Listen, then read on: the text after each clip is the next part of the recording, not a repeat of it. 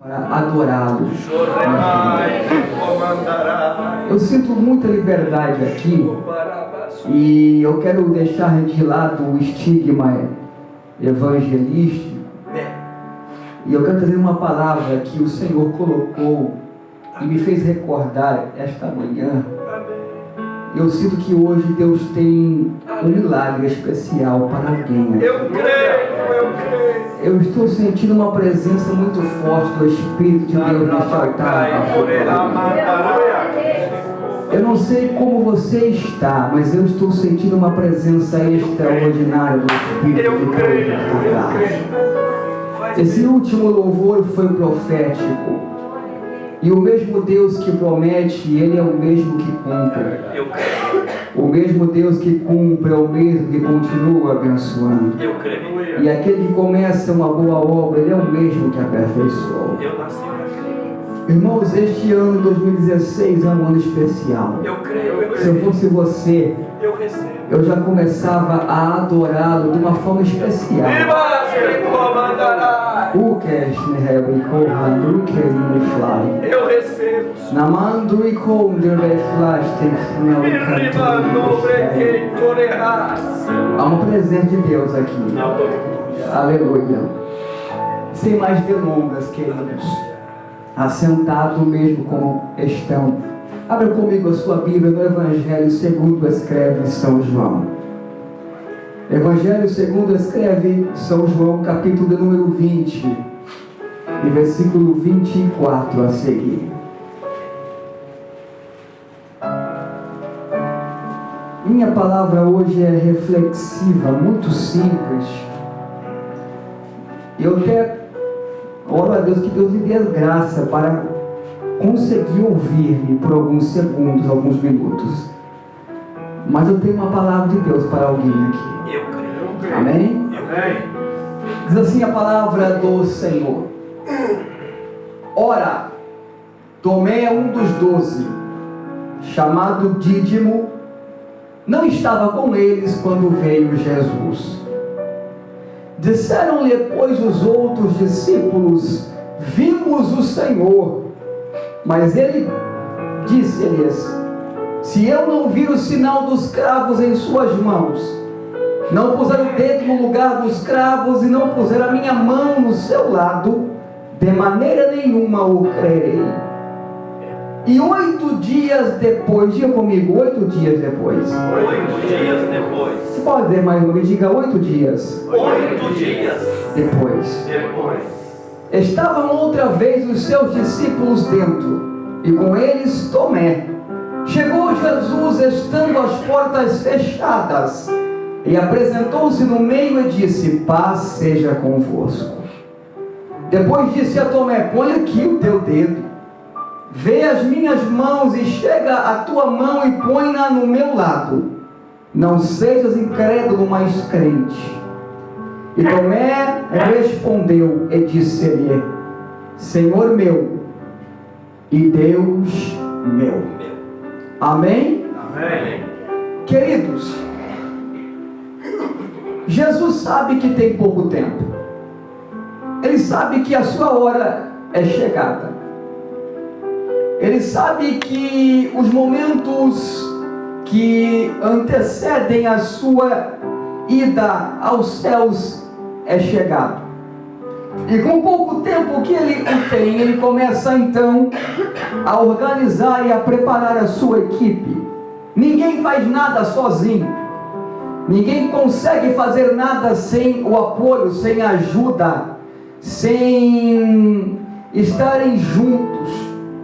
Todo o sucesso de um trabalho, de um ministério, de uma igreja, todo o sucesso de um projeto depende exclusivamente também de uma equipe. A equipe é muito especial para o sucesso de qualquer empreendimento. Para termos sucessos na nossa trajetória, é necessário sabermos quem está ao nosso lado, com quem estamos caminhando, quem está junto de nós. Jesus sabia disso, então começa a preparar a sua equipe. E eu creio, pastor Claudemir, que ninguém em sã consciência, ninguém em plena consciência é capaz de preparar e de organizar uma equipe como Jesus. Ninguém. A Bíblia nos relata que ele começa a orar por 12 horas para dar início ao seu ministério de 3 anos e meio. E nessas 12 horas o Senhor revela os 12 homens que o acompanhariam durante todo o seu trajeto. E no meio dos que o acompanham, o único que tinha credenciais e o único que tinha currículo para tal era Judas Iscariotes. Os demais ou eram nécios, ou eram brutos, ou não entendiam nada do que estavam fazendo. Ninguém era capaz, e ninguém conseguiria escolher como Jesus escolheu. Mas Jesus não escolheu a sua equipe pelas credenciais daqueles 12. Jesus não escolheu os 12 pela capacidade dos mesmos. Jesus não escolheu os 12 porque eles tinham o que oferecer. Muito pelo contrário, Jesus só escolheu aqueles 12 homens não por aquele que eles tinham para oferecer, mas por aquele que ele podia fazer na vida deles. Ele escolheu os 12 não por mérito próprio, mas um a um, porque quando ele enxerga alguém, ele não olha como eu olho. Eu enxergo o que está externo, eu enxergo o exterior, eu enxergo o que a minha vista pode me declarar, mas o meu Jesus é diferente. Ele enxerga o que está dentro, ele enxerga o que está interno, ele enxerga o que está no íntimo, no recôndito da alma. E Jesus não escolheu aqueles 12 por aquilo que eles poderiam fazer, mas ele escolheu por aquilo que ele poderia fazer na vida deles. Queridos, o diabo hoje, ele não está preocupado com o seu passado, ele não se preocupa com aquilo que você fez, ele não se preocupa com os caminhos que você trilhou. O seu passado ele conhece, o seu passado ele já sabe, mas o que preocupa hoje o inimigo não é o que você fez, o por onde você andou. O que preocupa ele é aonde você vai chegar, porque aonde você vai chegar é somente Deus que sabe, porque é ele quem está escrevendo, é ele quem está trabalhando, é ele quem está no domínio. O que preocupa Satanás é aonde ainda o Senhor vai te levar. E eu tenho uma boa, perfeita, agradável palavra para alguém aqui esta noite. O meu Deus, segundo as suas riquezas em glória, ele já está trabalhando em teu favor, ele já está trabalhando em favor da tua casa, ele já está trabalhando em favor da tua família, e o teu futuro está nas mãos de Deus. O que preocupa Satanás hoje, pastor Claudemir, não é o histórico até hoje desta igreja. O que está preocupando o inimigo é o futuro desta igreja. E eu tenho uma palavra de Deus para a tua história nesta hora e para o teu ministério. Se prepare, porque a época da colheita está chegando. A época da colheita está chegando. Tudo que foi plantado até hoje, as humilhações, tudo que foi plantado em oração, em consagração, em silêncio, o Senhor teu Deus lhe diz assim: é chegado a minha hora da colheita.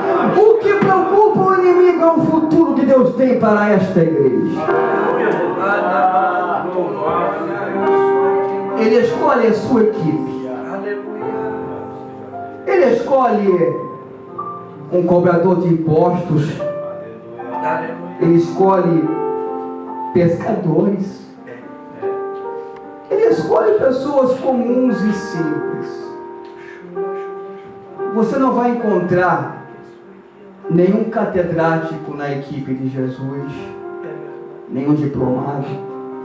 Ele escolhe pessoas do povo, simples, comuns, mortais, que erram, que falham, assim como eu e como você. É por isso que Ele te escolheu. Porque Ele sabe o que pode fazer na tua vida. Ele sabe aonde você vai chegar. O que preocupa, aonde chegarei, preocupa somente a mim. Jesus não está preocupado, porque Ele sabe aonde eu vou chegar. Ele sabe aonde você vai chegar, mesmo porque é Ele quem está escrevendo. Ele escolhe Pedro, escolhe João, Ele escolhe André, Ele escolhe Levi, e também escolhe no meio dos 12 Tomé. O erro nosso, pastor Claudemir, eu digo nosso, me perdoe, eu digo o meu erro, presbítero Rogério, meu querido pastor, é que eu costumo rotular alguém pelo que passou e pelos erros. Quando lembramos de Tomé, o que vem à nossa mente em primeiro lugar? Sincero, o que vem à sua mente, pastora Eliane? O que vem à sua mente, meu querido Carlos? O maior pregador do Peru. Glória a Deus. Mas sério, meu filho, aí, amém. Em nome de Jesus. Quando lembramos de Tomé, nós nos esquecemos que ele era um dos 12. Esquecemos que ele era companheiro. Esquecemos que ele andou com Jesus 3 anos e meio. Esquecemos que ele participou de milagres. Esquecemos que ele curou em nome de Jesus. Que ele libertou o endemoniado em nome de Jesus. Esquecemos que ele estava junto do Mestre por muitas situações. Esquecemos que ele aprendeu com Jesus. Mas a única coisa que nós lembramos de Tomé é que em um determinado momento, por não estar no lugar e na hora certa, no momento certo, no lugar certo, ele não creu que Jesus estava ali. Quando lembramos de Tomé, nós lembramos que ele é aquele que não tem fé, aquele que não acredita, aquele que não crê. Mas deixe-me recordar que Tomé era um dos 12 também. Era companheiro. Talvez o erro maior de Tomé era ser uma pessoa que não era entusiasta. Não tinha o mesmo entusiasmo que tinha Pedro. Talvez o erro de Tomé era ele não ser um apaixonado, não ser um deslumbrado, não ser um vislumbrado, não ser um sonhador. Ele era uma pessoa cética, talvez, mas companheira. Todos os demais, dos 11 que estavam vivos, todos, sem exceção, fugiram, correram para não morrer. Eu ouvi certa vez pastor Claudemir pregar, e depois eu também li de alguns teólogos, alguns pais da igreja, como Tomás de Aquino, alguns historiadores do século III, como Orígenes, Eusébio, que relatam que Tomé tinha um irmão gêmeo, e quando Jesus ele é crucificado, ele temeu pela vida do irmão que estava em alguma distância, porque como gêmeo era muito parecido ou quase igual, e temendo pela vida do irmão, ele corre para tentar salvar a vida do irmão. E por isso, nesta ocasião, ele não se encontra neste lugar onde estão os 10. E por isso ele não está presente, por isso ele não está junto. Mas de repente, distante, longe, cuidando do irmão, os discípulos estão num lugar, pensa, irmão, num culto triste.